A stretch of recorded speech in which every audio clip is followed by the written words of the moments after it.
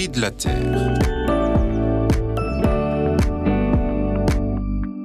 Une de mes petites filles que nous avions à déjeuner a écarté l'idée de manger une banane. Du fait de son transport, a-t-elle précisé. C'est pour être cohérente avec ma volonté de réduire mon empreinte carbone.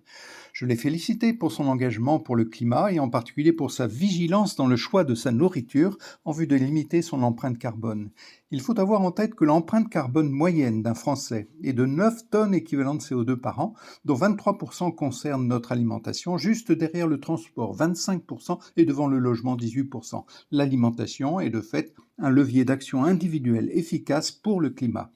Mais pour que sa décision soit parfaitement éclairée, je lui ai promis de rechercher une étude sur le cycle de vie et l'empreinte carbone de la banane.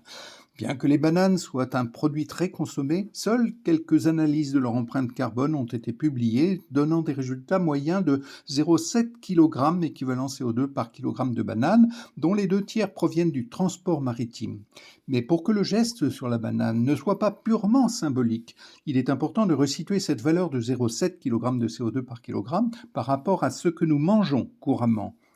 Il apparaît clairement que c'est la limitation de la viande, et tout particulièrement de la viande rouge, qui est la mesure la plus efficace pour réduire l'empreinte carbone de notre alimentation.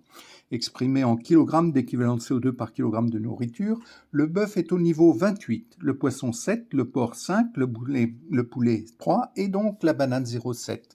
Fournissant toutes ces données à ma petite fille, elle a pu ainsi être éclairée pour faire des choix responsables pour son alimentation. Elle a pu constater que sa volonté de réduire son empreinte carbone, que je voulais encourager, était compatible avec la possibilité de profiter de la banane de Guadeloupe avec modération. Je rends grâce à Dieu pour tous ces jeunes qui ont compris l'urgence climatique et s'engagent dans la réduction de leur empreinte carbone.